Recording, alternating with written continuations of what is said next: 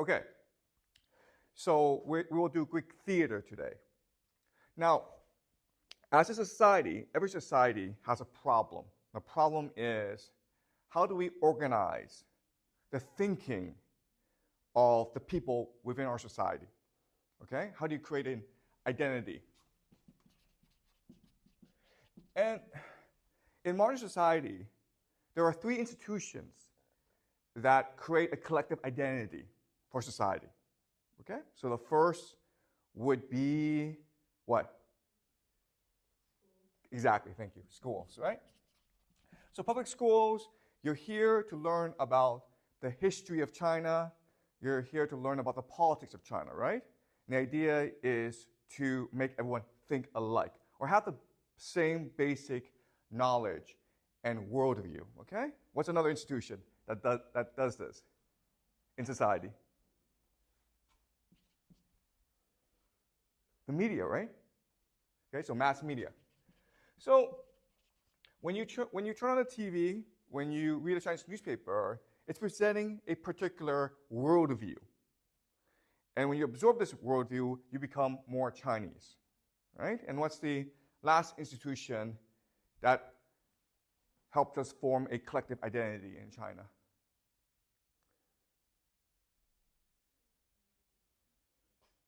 Entertainment, right? Mass culture. This includes, TV shows. This includes movies, okay? This includes books. Does that make sense? So through these three institutions, societies can create a national identity. And depending on your society, you create a different worldview, right? So in America, Americans would want to create an individualistic identity, whereas in China, we want to create a collectivist identity, okay? So what I will show you today is Greek society, Athenian society, was doing the same thing, okay? But it was doing it through theater. And the main function of theater was to create an identity as a democratic citizen, okay? Democratic citizen. Why do we have a democracy? What does it mean to live in democracy? What is your responsibility as a citizen to be in a democracy? Okay? So that's what theater does in Athens. So let me give you some background about theater. Theater was formed the basic structure of Athenian society. So there are 2 months of the year when everyone went to the theater. Okay? So once in winter and once in the summertime. And they were called the Festival of Dionysus. Okay? Dionysus was the god, the Greek god of the theater, of art, of music, of sex, of wine. And so the Festival of Dionysus, there were religious elements to it, but it was mainly about watching theater. And through the process of watching theater, Athenians created a national identity that they all believed in. Okay? So this happened twice a year for 1 month. And it was free for everyone. So it's the rich who paid for all the plays to be performed. And that's how the rich, the aristocratic families, won favor from the people. In fact, Athenians considered going to theater the greatest birthright of being an Athenian. Okay? That was the privilege and the right of being an Athenian. It was the highest honor in Athens to participate in the festival as a playwright. And every festival, there'd be two competitors, okay? And they were called the protagonist, okay, and the antagonist. So today, we know that protagonist means the hero of a novel, the antagonist means the villain of a novel. But back then, all this meant was you were the first competitor, and then the antagonist was the second competitor, okay? And the entire point of theater was to promote democracy in Athens. And they did that through many mechanisms. First of all, whoever won the festival was decided by popular vote. Okay? The entire process of theater was democratic.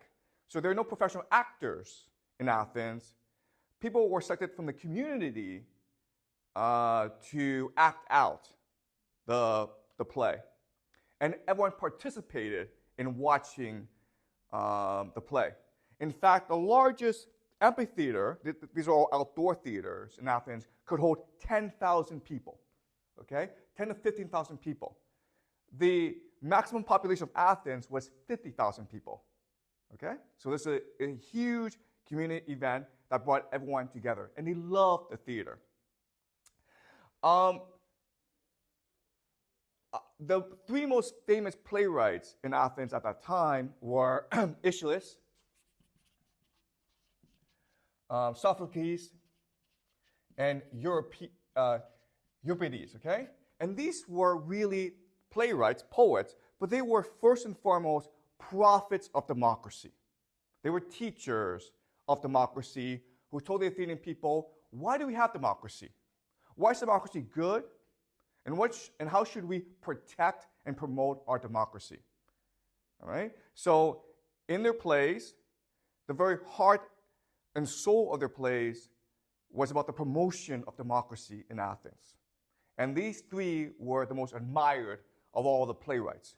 Everyone at that time wanted to be a playwright because that was the highest honor in Athens, okay? So to win first place at the Festival of Dionysus is like winning the Nobel Prize in physics today, okay? So what I will do now is go over the most famous plays so we can understand how they promoted democracy through their artwork. But are there any questions so far before I continue? Yeah, you mentioned like the theater can kind of like there could be like 10,000 people there. Yes, it's an amphitheater. Yeah, then how do they broadcast the sound? Like how can they make sure that everybody hears what the playwright says? Because there's no broadcast. Okay, so that's a great question about acoustics. We call this acoustics. So how the theater was designed was like this, okay? You had the stage, and then the theater was designed like this, like an oval, okay? So in other words, the sound was captured in like a cavern in a cave. So there was resonance. But obviously, you were required to shout out the words slowly so everyone can hear, okay? That's the first thing. Second thing is, these plays were so popular, everyone memorized the lines. Do you understand?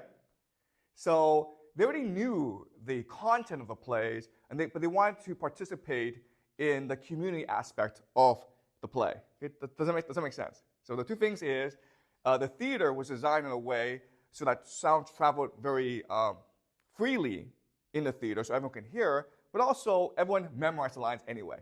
Okay? Does that make sense? Okay, great question. All right, any more questions before I continue? All right, so let's talk about Aeschylus, okay? Because he was really the first of the major playwrights. And he wrote a play called Oresteia. And I will explain to you the plot of the Oresteia before I explain to you the meaning and the interpretation of the play, okay? So all these plays comes from Greek mythology, because everyone knows mythology. And so what the playwrights did was they took material from Greek mythology and packaged it in a contemporary context to explore modern themes, okay? All right, so the Oresteia, the play is set in a place called Argos. And during the Mycenaean period, okay, so this is before the Bronze Age collapse, Mycenaean Greece, Argos was the most powerful city in Mycenaean Greece. And when the king died, he left the throne to his eldest son named Athenians, okay? But often what happens in these cases is the younger brother refuses to accept the authority of the eldest, and he rebels, okay? So a war was fought over the Argos throne. Athenians won, and then his brother comes and begs for forgiveness. And Athenians, being the king, says, "You're my brother. I want to show I'm a benevolent king, so I will forgive you. And to show that I forgive you, I will host for you a banquet and a feast. Okay? And so the younger brother is very happy about this. But during the feast, before the feast, what Aeschylus does is he kills all the sons of his younger brother. And he cooks them. And during the feast, he feeds it to his younger brother. And when his younger brother finds out about this, okay, he dies after this. But before he dies, he curses Aeschylus and says, "Curse upon you and your house, because a feast is a contract between you and the gods." Okay? When you hold a feast, you promise the gods this feast will be peaceful. And so people trust you and come and eat your food. So when you poison your food like this, you are insulting the gods. So I curse you and your entire house. Okay? And then he dies. But before he dies,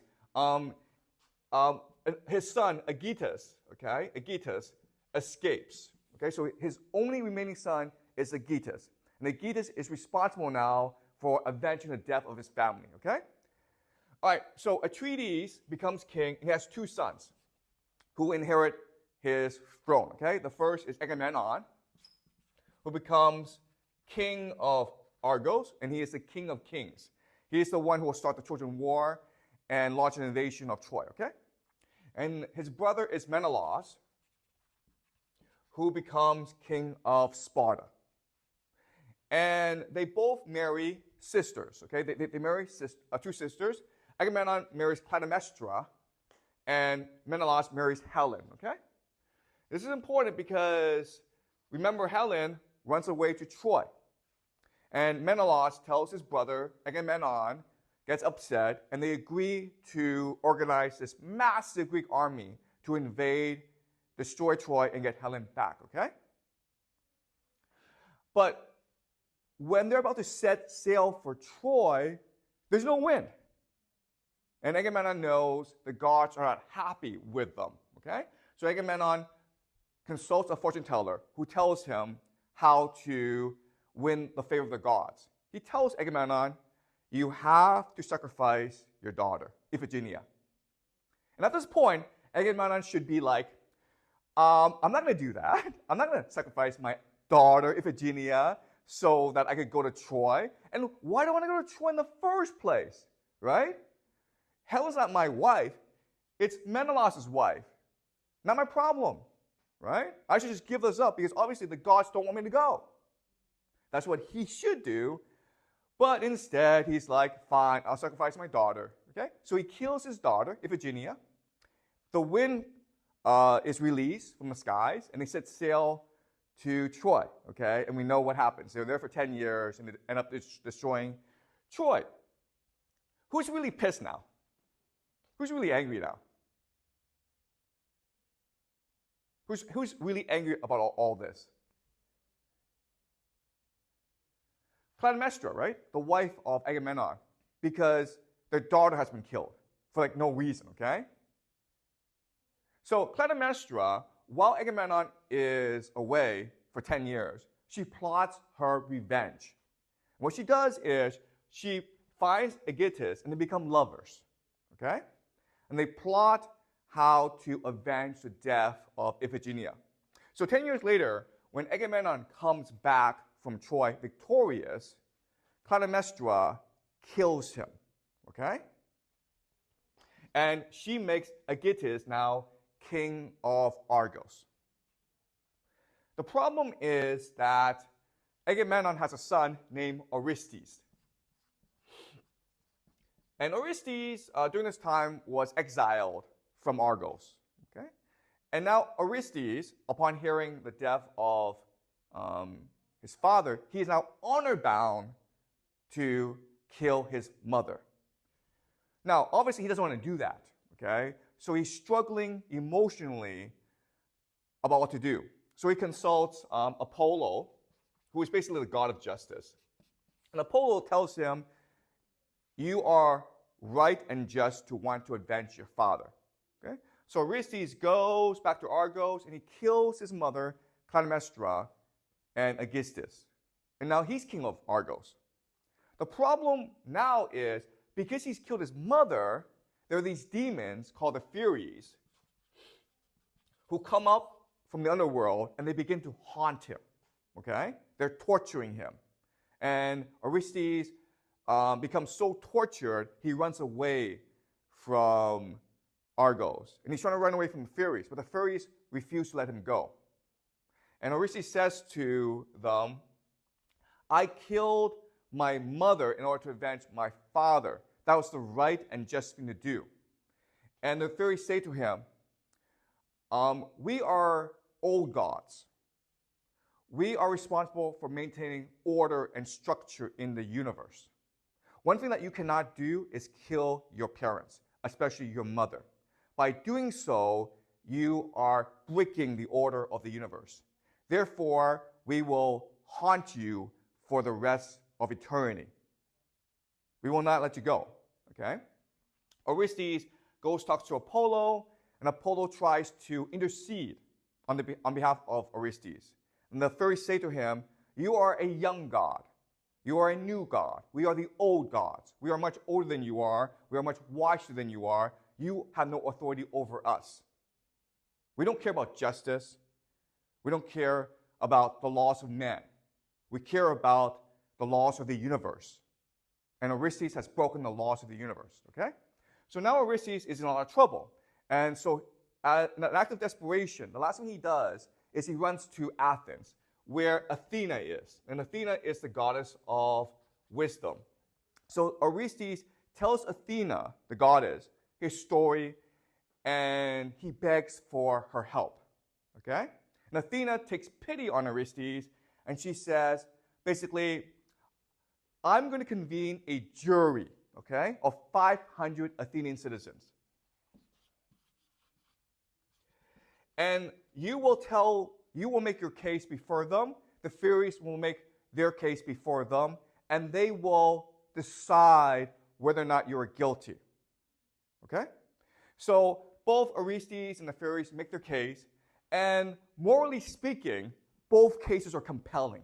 Okay? Right? Because even though Clytemnestra killed Agamemnon, the fact of the matter is Agamemnon was an asshole. Right? Agamemnon killed their daughter for no particular reason. And then he went off to Troy and killed a lot of people for like no reason as well. Okay? So both cases were very strong. And so at the end of the day, 250 Athenians decided Orestes was guilty. 250 decided he was innocent. Okay? So it's what we call a hung jury. Okay? It was divided evenly. So what then happens now is Athena comes in and says that because you are deadlocked, I will be the deciding vote. I vote in favor of Orestes. Okay? So now Orestes is free to go home and live his life in peace. Now the Furies say to her, no. We don't accept your laws, Athena. Okay? And then Athena says to them, fine, you guys, I'll make you a deal. Okay? Right now, you're demons, and everyone fears and hates you.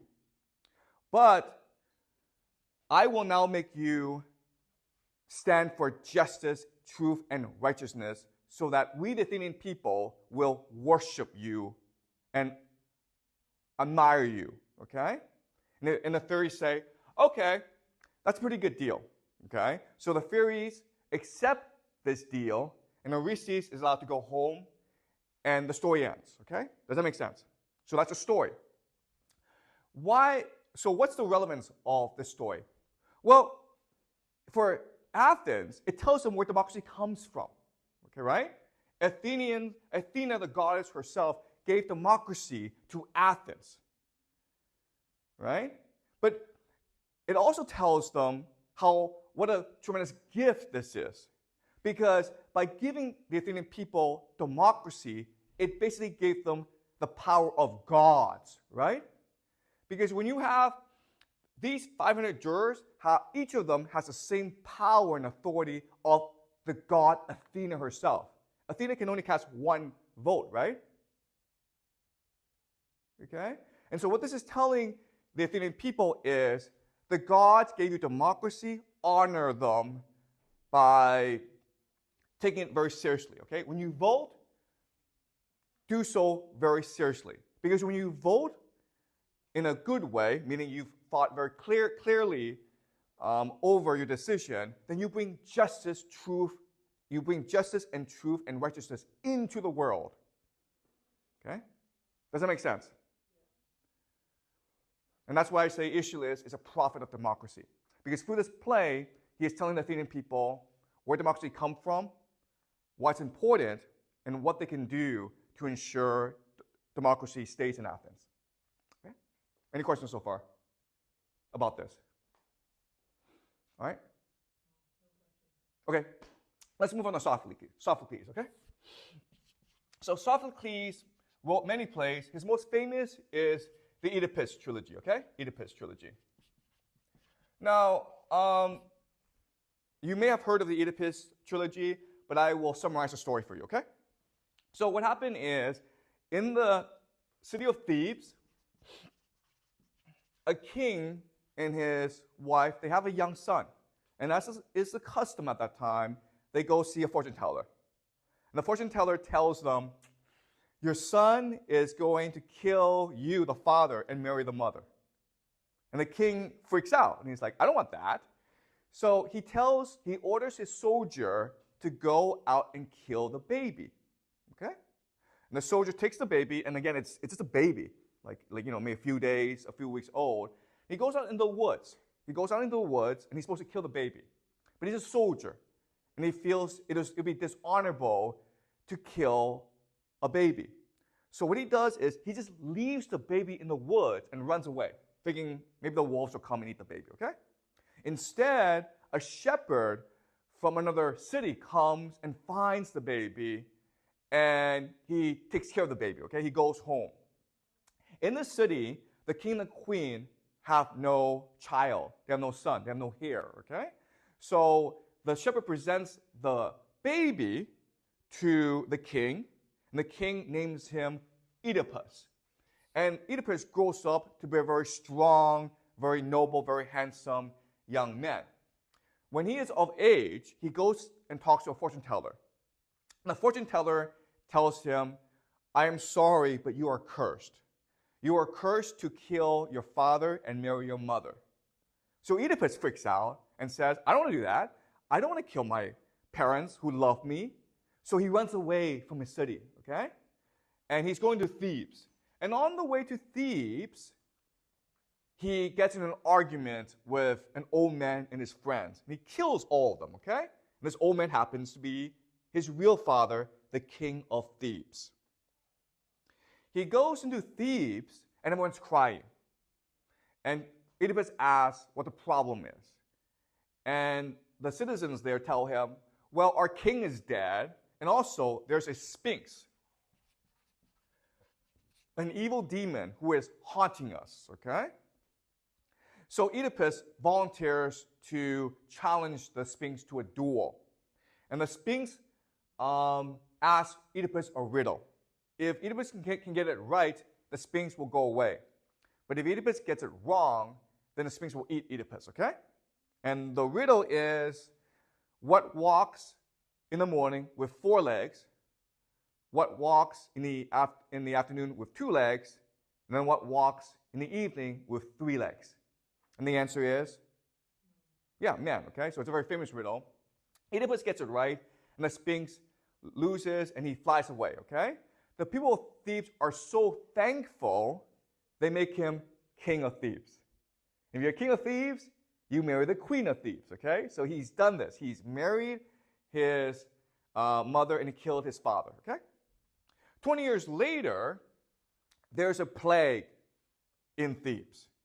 And Oedipus, now the king, knows that somehow he's angered the gods. So he talks to a fortune teller, and the fortune teller tells him, well, the gods are angry at you because you've killed your father and you've married your mother and you've had children with your mother, okay? So all your children are products of incest. So the gods are angry at you. So what Oedipus does is he blinds himself and he exiles himself, okay, to die somewhere else, okay? Now the problem now is who inherits the throne. So his eldest son is supposed to inherit the throne, but he has another son named Polynices, who rebels, and he fights for the throne. The two brothers kill themselves in battle. Okay? They kill themselves fighting each other. And now Creon, who is the brother to the dead queen, the queen has killed herself, okay? He now inherits the throne, okay?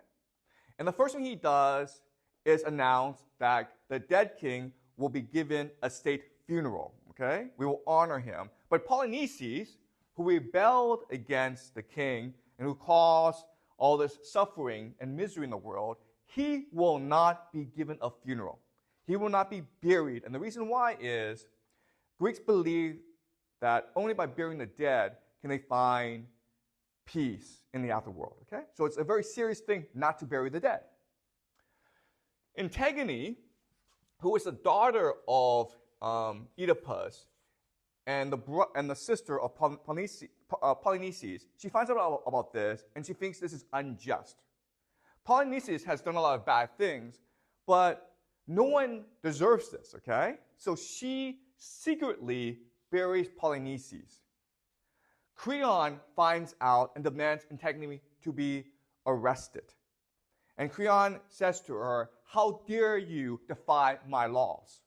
How dare you disrespect my orders?" And then Antigone says to him, "Your laws are unjust." And Creon says, "The laws are the laws. Without laws, there will be complete chaos." And then Antigone responds by saying, "Human laws must conform to justice. There are these laws in the universe that are divine, unwritten, and immutable, and we must respect these laws. Human laws cannot override these laws of justice." Okay? And this makes Creon very angry. And so he sentences her to death for disobeying him. Okay? The problem is, Antigone is the fiancée of Haemon, who is Creon's son. So Haemon, the prince, comes and begs his father to relent. And Haemon says, "Can you please forgive Antigone?" And Creon thinks his son has betrayed him, right? Your love for Antigone has blinded you from seeing the truth, from doing what is right. And Haemon responds and says, "Father, I'm not doing this for Antigone, I'm doing this for you." And the reason why is the people of Thebes fully support Antigone. They think she is a hero. They think she is just and right to want to bury her brother. They think you are a tyrant, Father. And then Creon says, "Should I obey the mob? Should I, the king, listen to the mob?" And then Haemon says, "No, you should listen to what is right and just." Okay? Creon gets very angry and kicks Haemon out. Okay? But then Creon has a change of heart, and he doesn't know if he's done the right thing. So he talks to a fortune teller. Okay? And the fortune teller tells him, Antigone is right in this situation. You have to save her. If you don't save her, if she dies, the gods will be very angry at you. Okay? And that scares Creon. So Creon and his guards, they look for Antigone. But when they find Antigone, she's in a cave and she's dead. She's killed herself because she doesn't want to be executed. Okay? And weeping over the body of Antigone is Haemon. He's crying. He's so depressed and sad. And Creon sees his son crying, and he tries to put his hand on him and console him. The moment that Haemon sees his father, he becomes so angry, he lunges at him with his sword. Okay? But he misses. And when he finds out he has failed to kill his father, in his anger and in his grief, he kills himself. So both Antigone and Haemon are now dead. And when Haemon's mother finds out about this, she kills herself too. And now Creon is alone in the world, okay? Does that make sense? Okay? So does this story make sense to you? All right. Now, what does this story mean? Well, remember, Athens is a democracy. And so this is a message that's very much anti-king, right? Like, let's not have a king because kings do stupid things. And why do kings do stupid things? Because of hubris. The problem with kings, with monarchy, with power is people develop hubris, arrogance, right? Violent, excessive arrogance. And that makes them do stupid things, like refuse to listen to what is right and good and just. That's why kingship is a bad thing. That's why we Athenians have democracy and not a king. Okay, so that's the first message. The second message is basically the world works when the old give way to the young. Okay? The old must always listen to the young. So remember that in the Oresteia, the play ends with the Furies, the old gods, giving way to the new gods who bring justice into the world. Okay? The Oedipus trilogy ends in tragedy because the old king refuses to give way to young people. Okay? So the other message is society works. There is truth and justice in the world when the old give way to the young. Okay? So those are the two main messages of this play. Any questions so far before I move on? Well, why would everyone trust the fortune tellers? Oh, that's a great question. Why do people trust the fortune tellers? Because remember, everyone's religious. So the fortune tellers speak on behalf of the gods. Okay? They're called seers or prophets. Or divinators, okay? So their job, what makes them special is they're able to interpret the will of the gods. And that's why the kings listen to them, okay? And remember, this is, for most of human history, humans were extremely religious people, including the Greeks. The Greeks were especially incredibly religious, okay? Does that make sense? All right. Okay, any more questions before I move on? All right, let's talk about Euripides, okay? And Euripides he's the youngest of these three, and he was the least prized or the least respected in Athens when he was alive, okay? And the reason why is, as you can see, the Oresteia and the Oedipus Rex trilogy, they celebrate Athenian democracy. But Euripides, he criticized Athenian democracy. All right, so the example is in 415 BCE, and this is the height of the Peloponnesian War, okay? He put on a play called Trojan Woman. And this play is about the aftermath of the Trojan War. So at the end of the Trojan War, all the Trojan men are killed, right? And the custom is to enslave the Trojan woman. Okay? So one character is Hecuba. And Hecuba is the queen of Troy. And Priam, her husband, he's been killed, okay? Hecuba is a tragic figure because she's seen all her sons die. And then one of her daughters has been sacrificed, killed for Achilles. Achilles died in the war, and Achilles is dead, so they sacrificed a young girl who's a princess of Troy, Hecuba's daughter, in order to accompany him in the afterworld. So so all her daughters have either been killed by the Greeks or they've been enslaved, okay? And been forced to be the mistress or concubine of the Greek heroes, like Odysseus, okay? Then you have Andromache. Andromache is the wife of Hector, the prince of Troy, who died at the hands of Achilles, okay? So she saw the death of her husband, and she has a young baby, okay? And this young baby is only a few months old, but he's a boy. And the law at that time is all boys must be killed because the Greeks fear if he goes up and he's the son of Hector, right, he might want revenge, okay? So Andromache must witness the Greeks killing her son, who's only a few months old. And then Hecuba is dragged away to be a slave, to be basically a mistress, a lover of a Greek general, Odysseus. And so Hecuba must personally bury the dead child, okay? And so it is a play that made everyone in Athens weep.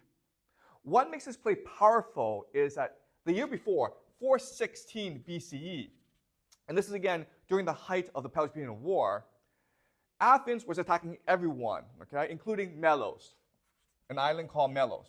And when they attacked Melos, they killed all the men and enslaved all the women. So in many ways, the children woman is a direct response to what happened in Melos, okay? Euripides is telling the Athenian people, do you see how terrible we are? We are a terrible people. Do you see all the hurt and suffering we brought onto the world because of our empire? Okay? Now, obviously, the Athenian people didn't like this play, and so he lost in the competition to this obscure nobody, okay? And Euripides got really angry about all this. He was very bitter about all this. So he exiled himself to Macedonia, okay, where he died. Okay? He died away from Athens. And he wrote his last play called the Bacchae in Macedonia. And after he died, his friends brought this play back to Athens. And this play, Bacchae, is considered his masterpiece, his best play. Okay? So again, what I will do now is I will explain to you the plot of the Bacchae, and then I will explain what the interpretation is. Okay? All right. So there's a god named Dionysus. Another name for Dionysus is Bacchus. Okay?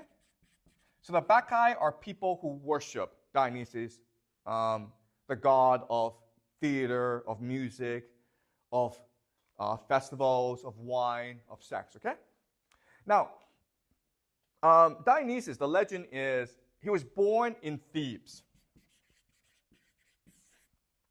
to a Theban princess. And his father was Zeus, the king of the gods, okay? Zeus likes to go around and rape women, okay? And he has many, many children, including Dionysus. But when the princess of Thebes announced that she's been impregnated by Zeus, no one believed her. Everyone laughed at her, okay? And the people of Thebes refused to worship Dionysus. Now, Dionysus is worshipped all around the world, including in India, as far away as India. So Dionysus has always been bitter about all this, okay? He's bitter about the fact that his mother was insulted by the Theban people. He's also bitter about the fact that Theban people don't pay homage to him, okay? So he plots his revenge. What he does is he disguises himself as a wanderer, okay? A stranger. And he makes the woman of Thebes insane, okay? He makes them worship him. And what they do is they run off to the mountains where they have sex orgies, okay? They're having like sex, they're doing all these crazy things in the worship of Dionysus. The king of Thebes, his name is Pentheus.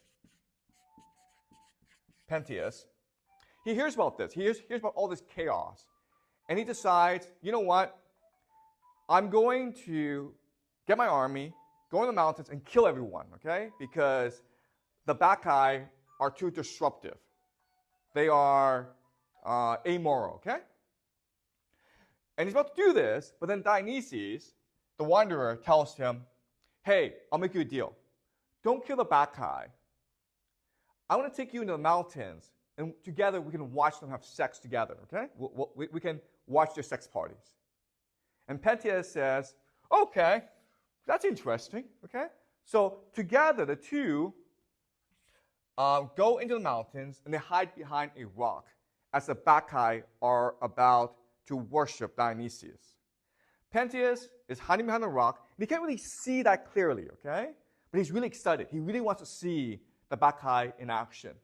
So Dionysus says, why don't you climb that tree, and that tree will give you a better view of all the action, okay?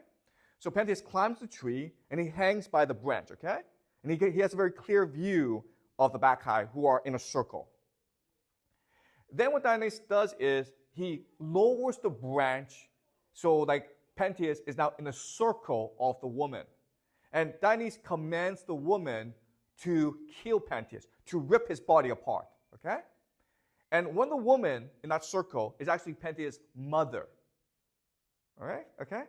So Pentheus dies in the mountains. The people of Thebes are now very anxious. The king has disappeared. The women of Thebes are in the mountains. Then Pentheus' mother comes back, and she's running. She's really excited, okay? And she's holding the head of Pentheus. And she's shouting to the people of Thebes, look how wonderful I am. Look how brave and courageous and strong I am because I'm holding a lion's head. By my bare hands, with my bare hands, I killed a lion and ripped the head off its body. Here it is, okay?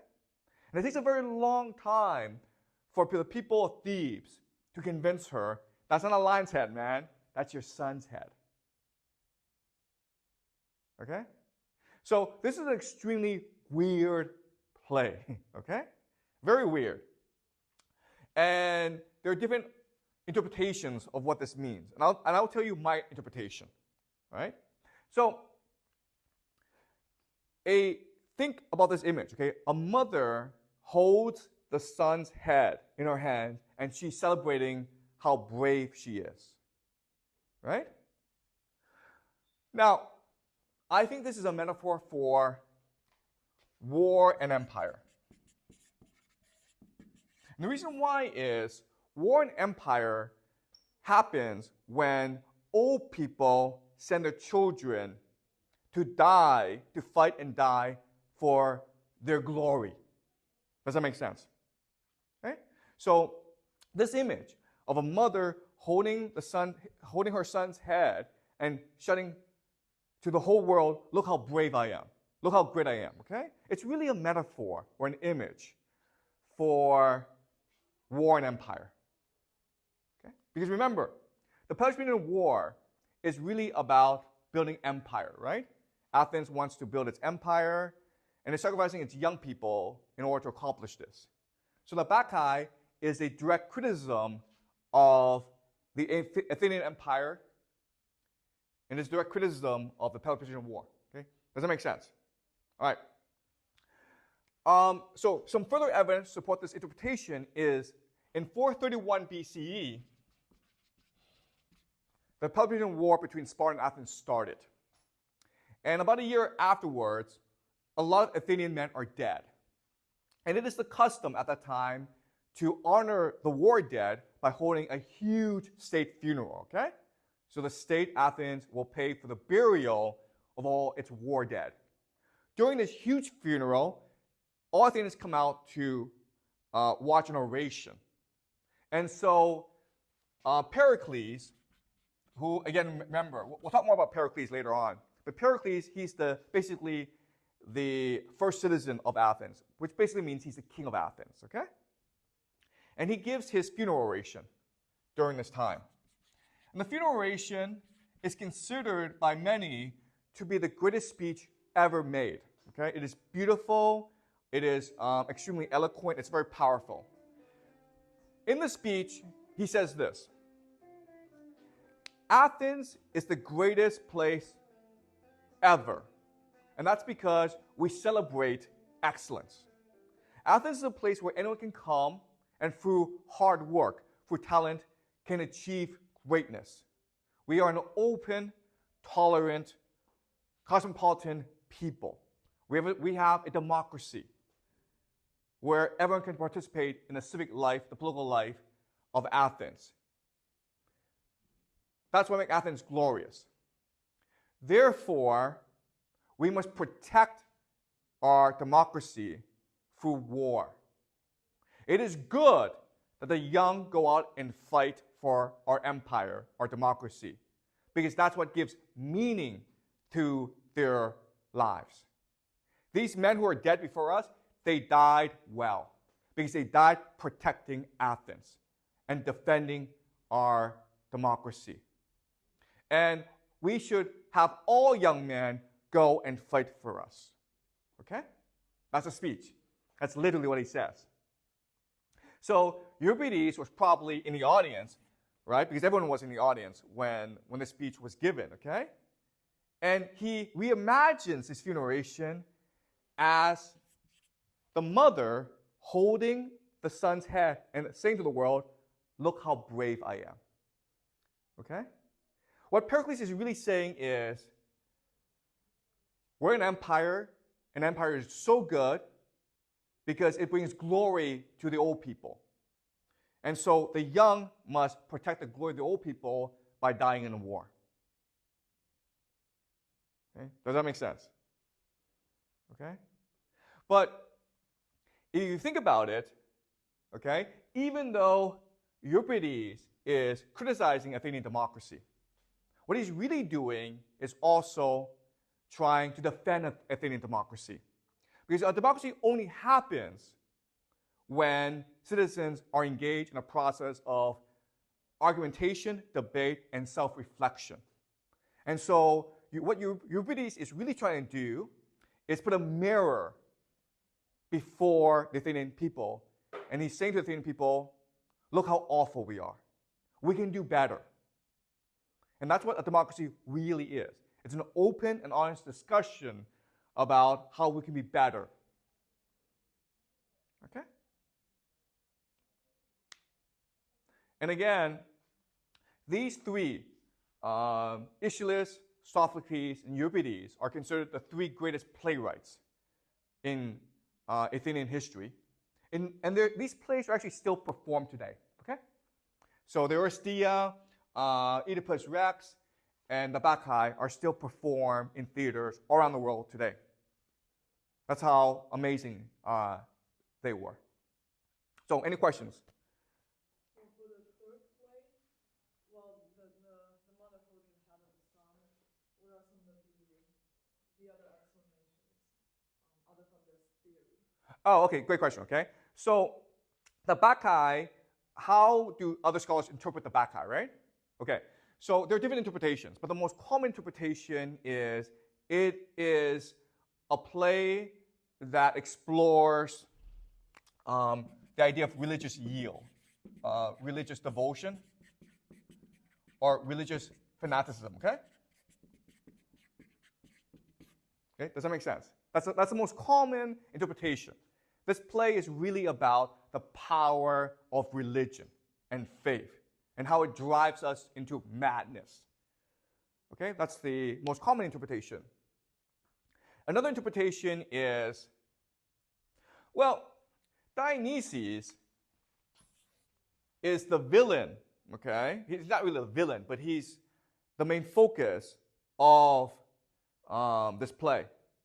And Dionysus does a lot of bad things, right? Well, guess what? For most of his life, Euripides was participating in the festival of Dionysus, hoping to win first place, right? To be the protagonist, to win first place. But most of the times, he lost because he kept on offending the Athenian people, right? So another interpretation is this play, Bacchae, it's a satire on the power of Dionysus and of theater in general, okay? It's a direct criticism of the festival of Dionysus. And what Euripides is really saying is, the festival of Dionysus, it's not about art and reflection and democracy. It's really just a wild sex party that's trying to please everyone, okay? So you can also interpret this as a direct criticism of democracy itself. Democracy is just a wild sex party, right? So these are the two major interpretations that the Bacchae, it's about the power and dangers of religious devotion, fanaticism, okay? And also the play Bacchae, it's a direct attack on the idea of theater itself and democracy, okay? But I don't see it that way. I think the most likely explanation for me is It is a direct criticism of empire. Okay? And you can believe whatever you want. And that's the power of Athenian theater. There are different ways to interpret it. Okay? So even today, modern audiences are still amazed and inspired by these plays. Any more questions? Yeah, it seems to me like all these plays have some similarities in terms of they all contain some sort of revenge in their plots. And why is that the case? Great, good question. Okay, so revenge. Okay, you're right in that all these plays have the idea of revenge, okay? And the reason why is, if you think about human motivation, what really drives us, right? What really drives us to violence? Well, it's revenge, okay? So revenge is the main plot device we use to drive action. It's what motivates us to do violent things. And that's why throughout all these plays, revenge is a common theme, okay? But another very common theme is the idea of hubris. Right? Hubris. Arrogance. And this is what the Greek this is what the Greek playwrights focus a lot on. What they discovered is things go awry in society when the leaders, when the elite, when the kings, they develop hubris. Okay? Because it leads to bad judgment. But what they also discovered is hubris is just a part of human nature. Okay? If you put someone in a position of power, he or she will always develop hubris. So hubris is basically the most common theme throughout all these plays. And you're right in that revenge is also a very common theme as well. So yeah, there are these common themes. But the reason why is these playwrights, these poets, they're trying to explore what it means to be human. They're trying to decipher the essence of being human, okay? They're trying to look into the human heart and trying to figure out what makes us human, basically. And all humans are alike, okay? Okay? Any more questions? Well, so basically the Greeks doesn't like the third play because it challenged their religious faith. Yeah, the Athenians. Okay, so the thing about Euripides was that today scholars will all agree all these three, Euripides was the most talented, meaning his use of poetry, his use of metaphors, imagery, it was the most imaginative, okay? We also agree that he is the most shocking, okay? His ideas, the way he presents things, it is the most visual and imaginative, okay? So in terms of pure talent, he's the most talented.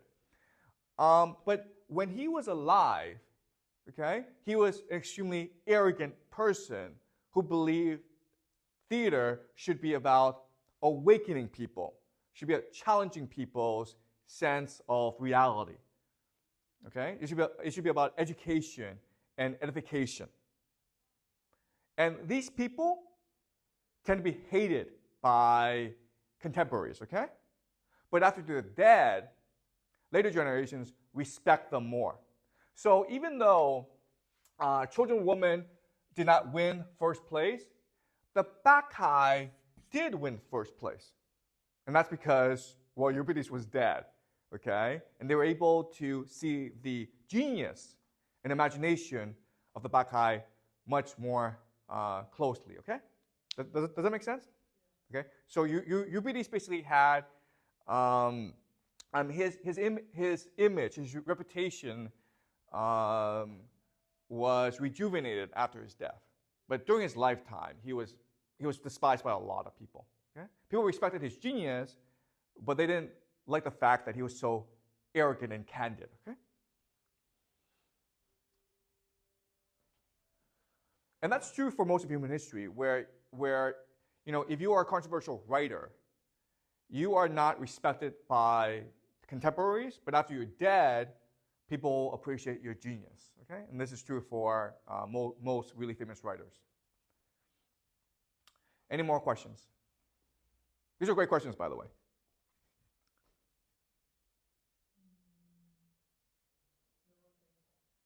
Okay, great. So next class we will do Socrates and Plato, okay?